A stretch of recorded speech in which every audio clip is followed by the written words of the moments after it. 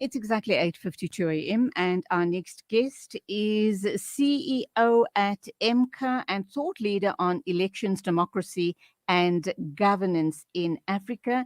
That's the lovely Lulu White to talk to us about a very big decision that's going to be made at 10 o'clock today by the Concord. Obviously, judgment is expected at 10 today, and it has to do with the IEC reopening candidate nominations process. And if they don't, I think the ANC is going to be in deep trouble. Lulu, morning. Welcome to the program. Morning. How are you? I'm good. Lovely to have you on the show yet again. Thank you for having me. Okay, so this decision is truly very important as far as the ANC is concerned, because they do stand to lose approximately 13 municipalities. Yes. From the report that we received with the first candidate nomination process. Okay, when you and I spoke last, we asked the question, why did the ANC, why were they not prepared? Are we closer to getting an insight of what went down, what's going wrong? Why is it that the ANC finds itself in a situation like this? And let's assume they do lose those 13 municipalities.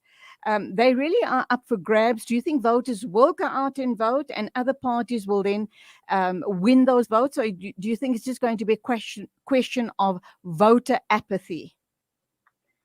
I think it's, at this point, we shouldn't speculate.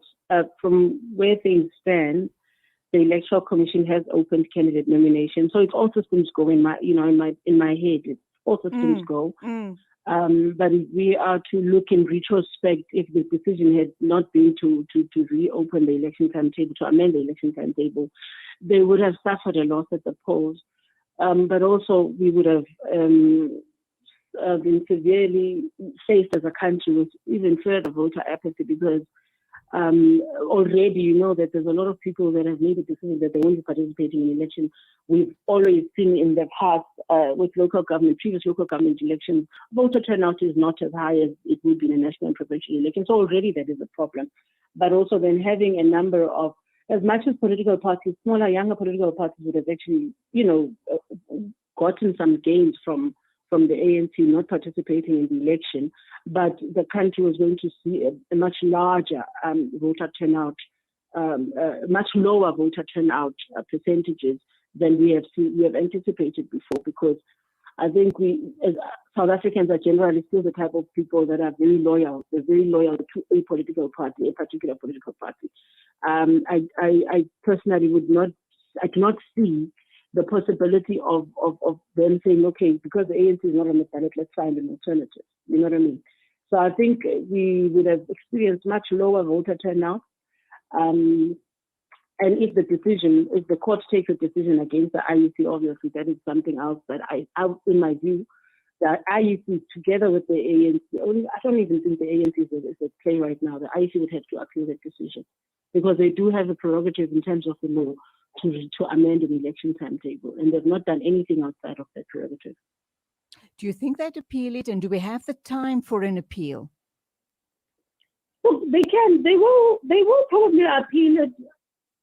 I think imagine they will. If they lose the court case, the likelihood is that they will appeal it, because remember, it's not only the Municipal Electoral Court, but also the Concourse itself last 2 weeks ago did say that if they change the election, if they change the voting date, then they have to amend the election timetable.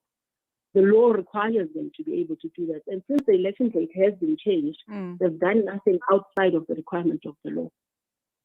Okay, let's look at voter registration turnout. What have you been hearing about it?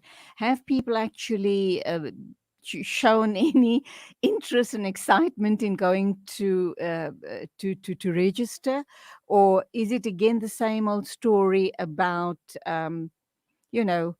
just lack of interest? Look, I think there was a different air. Whichever voting station we went to, that same the camaraderie that you would see around election time in South Africa did not exist this time around. I'm not certain whether it was because of the restrictions of COVID-19 or whether it was because people felt completely disconnected to the political processes of what's happening. So I'm not certain what the story is around that, but one got the sense that there was that I remember even when I saw the advert for register to vote, I think I saw it late in the evening on the Saturday, and that kind of really indicated to me that that vibe, that excitement that generally would come with a voter registration weekend was not as present as in previous times. It would be interesting to get a feel of the actual reports in terms of whether indeed there was voter registration. I think currently on the voters roll, there's about 22 million people that have registered to vote. So it would be interesting to know whether there's been an increase of that, or it would really be interesting for us to just get a perspective from the IEC in terms of the turnout. How did the turnout go? Okay, we have a question from a listener. And the listener's asking, if the decision goes against the ANC, would you attribute this failure to the office of the acting Secretary General, especially Jessie Duarte? Because this has happened under her watch, obviously. This is the office which is supposed to hold all the machinery of the party together.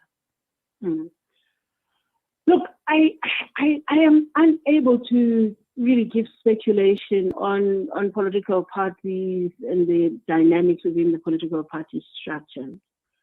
But it is my view that I think all of us have seen through the months, actually this year, the type of challenges that the ANC was facing internally. And I would imagine a process such as a candidate nomination capturing process is an administrative process.